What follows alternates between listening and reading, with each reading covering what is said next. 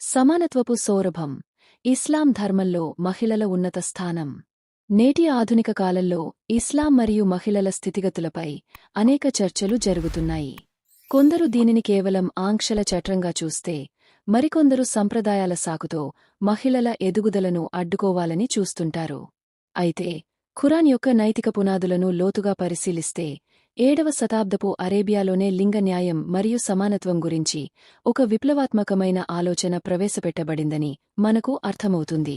ఇస్లాంలో మహిళా సాధికారత అనేది పాశ్చాత్య దేశాల నుండి అరువు తెచ్చుకున్న కొత్త భావన కాదు. ఇది మానవులందరినీ సమానంగా చూసే అసలైన ఆధ్యాత్మిక సూత్రం. మానవ గౌరవం. ఒకే మూలం నుండి సృష్టి. ఖురాన్ ప్రకారం మానవాళి అంతా ఒకే ఆత్మ నుండి సృష్టించబడింది.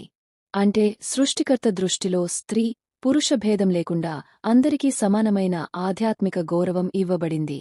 ఈ గౌరవం ఎవరి దయాభిక్షో కాదు. అది ప్రతి వ్యక్తికి జన్మతః లభించే విడదీయరాని హక్కు. కేవలం రక్షణ అనే పేరుతో మహిళల వ్యక్తిగత స్వేచ్ఛను లేదా వారి ఎదుగుదలను హరించడం అనేది ధర్మం యొక్క అసలు ఉద్దేశ్యానికి విరుద్ధం. స్త్రీ తన ప్రతిభను చాటుకోవడానికి ఎవరి అనుమతి కోరనకర్లేదు. ఎందుకంటే ఆ శక్తి ఆమెకు సృష్టికర్త ప్రసాదించిన వరం. జ్ఞాన సముపార్జన.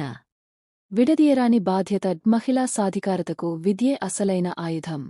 జ్ఞాన సముపార్జన అనేది ప్రతి ముస్లిం స్త్రీ, పురుషులు పై ఉన్న బాధ్యత అని ప్రవక్త వారి సందేశం స్పష్టం చేస్తోంది. చారిత్రక ఆధారాలను గమనిస్తే, ప్రపంచంలోనే మొట్టమొదటి విశ్వవిద్యాలయాన్ని అల్ఖరావియిన్ స్థాపించిన ఘనత ఫాతిమా అల్ఫిహ్రీ అనే ముస్లిం మహిళకే దక్కుతుంది.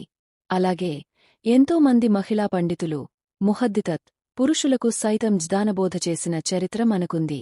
విద్య అనేది స్త్రీలను కేవలం సమాజంలో ఒక వస్తువుగా కాకుండా తమ విధిని తామే నిర్ణయించుకునే ధైర్యవంతులుగా తీర్చిదిద్దుతుంది. సామాజిక మరియు ఆర్థిక రంగాలలో మహిళల పాత్ర. ఇస్లామిక్ చరిత్రలో మహిళలు కేవలం గృహానికే పరిమితం కాలేదు.